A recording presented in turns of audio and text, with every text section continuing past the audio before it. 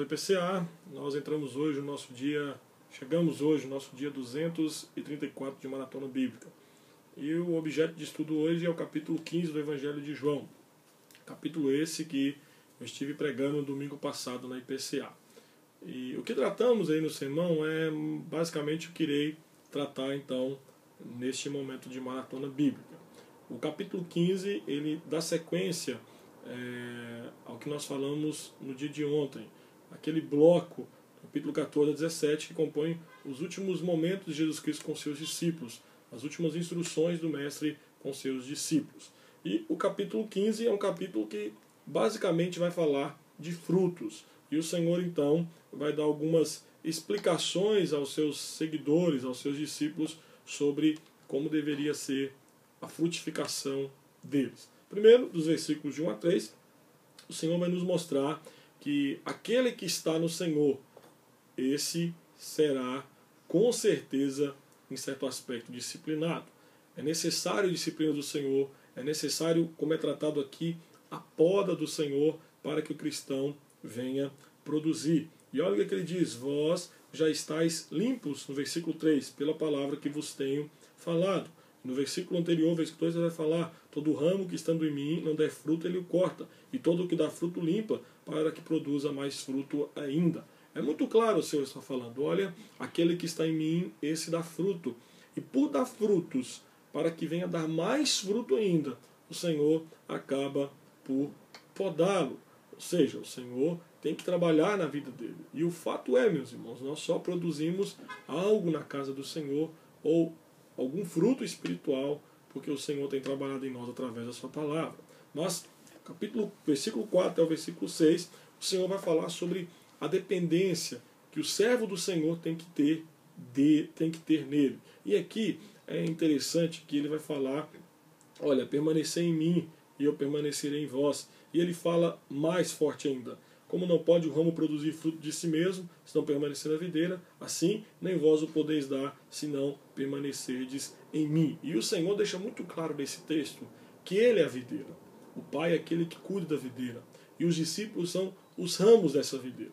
E o Senhor está dizendo: olha, é impossível você, como crente, produzir algum fruto espiritual se você não estiver ligado à pessoa de Jesus Cristo.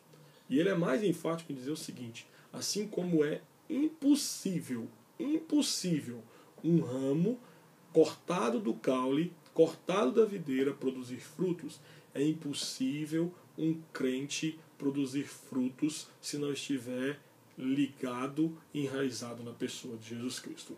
E o Senhor é mais enfático ainda quando ele diz: olha, sem mim nada podeis fazer, no versículo de número 5. Mas é uma realidade constante, irmãos. Se estamos perto de Cristo, se estamos em Cristo, iremos produzir. O fato, às vezes, de estarmos estéreis na casa do Senhor é porque não estamos ligados em Cristo como deveríamos estar.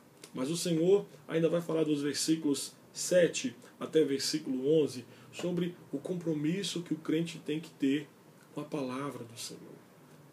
Olha, se no versículo 3 ele fala que a palavra do Senhor nos limpou, processo de santificação, nossa vida começa com a palavra do Senhor. Quanto mais aprendemos na palavra, quanto mais recebemos a palavra e quanto mais a colocamos em prática, mais os nossos caminhos são purificados pelo Senhor. Ele vai dizer então, nos versículos 7 até 11, que já que temos essa palavra, devemos viver de acordo com essa palavra que recebemos. E aqui não há diferença prática. Não há diferença prática entre o fato de Jesus habitar pessoalmente em seus discípulos e as palavras dele permanecerem nos seus discípulos. E olha só que coisa fascinante que o Senhor vai falar: se permanecerdes em mim, no versículo 7, e as minhas palavras permanecerem em vós, pedireis o que quiseres e vos será feito.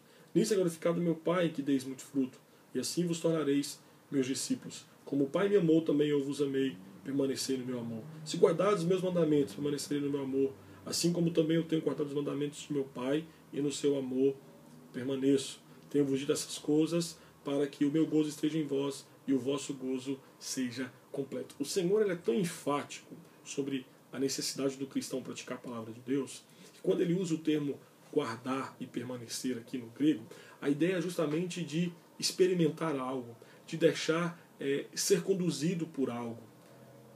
Em suma, o que o Senhor está dizendo aqui é o seguinte: olha, deixe a palavra de Deus ser dinâmica na sua vida. Deixe a palavra de Deus tomar conta da sua vida. Deixe a palavra de Deus ser o guia da sua vida, o norte da sua vida, a bússola da sua vida. E o Senhor ainda vai dizer o seguinte: olha, se você me ama, você irá guardar os meus mandamentos, você irá experimentar os meus mandamentos, você irá viver de acordo com os meus mandamentos. Quando nós seguimos aqui, nós vamos ver então que o Senhor vai falar sobre o amor. Dos versículos 12, e aí nós vamos terminar o capítulo até o versículo 17, até o versículo 27, o Senhor vai falar sobre o contraste entre o amor que nós temos por Cristo e o amor que o mundo demonstra por nós, justamente por amarmos a Cristo. Olha o que o Senhor vai dizer: o mandamento é este, que vos amemos aos outros, assim como eu vos amei. Versículo 14, vós sois meus amigos, se fazei o que vos mando. E o 16, ele vai dizer: não foste vós que me escolheste a mim, pelo contrário, eu vos escolhi a vós outros e vos designei para que vades e deis fruto, e o vosso fruto permaneça, a fim de que tudo quanto pedides ao Pai em meu nome, eu vô-lo conceda. O Senhor nos escolheu para darmos frutos. E um dos frutos que o Senhor espera que venhamos dar é amar o nosso próximo. E olha que o Senhor coloca em foco dizendo o seguinte: assim como eu vos amei, vocês devem amar uns aos outros. Além disso, no versículo 17, 18, ele fala: eu vos mando que vos amem uns aos outros. E no 18 ele vai falar o seguinte: olha, se o mundo vos odeia, sabeis que primeiro do que a vós outros me odiou a mim. Queridos, quando amamos Jesus Cristo, quando nos aproximamos de Cristo, com certeza seremos alvos do ódio do mundo. E sabe por quê? Porque, como nós falamos no dia de ontem, no capítulo 14, o Senhor fala no versículo 17 que o Espírito da verdade que o mundo não pode receber, porque não o vê, nem o conhece. Vós o conheceis, porque ele habita convosco e estará em vós. Nós temos o Espírito Santo em nossas vidas.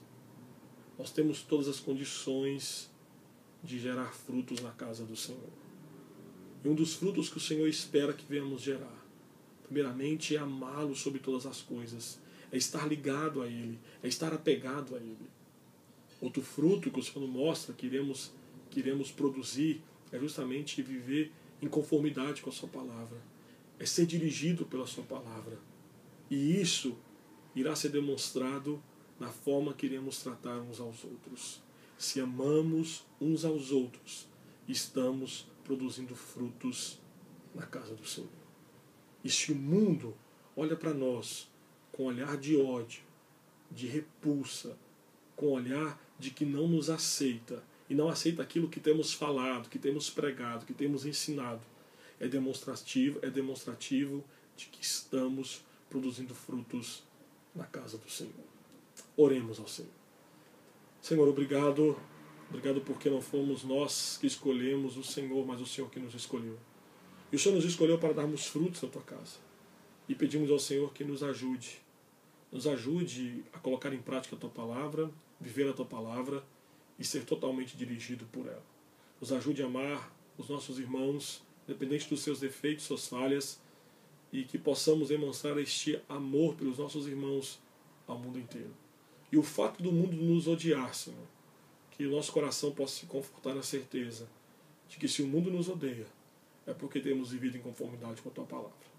Nós louvamos ao Senhor em nome de Jesus. It's all about Jesus. It's all about the way He changed us.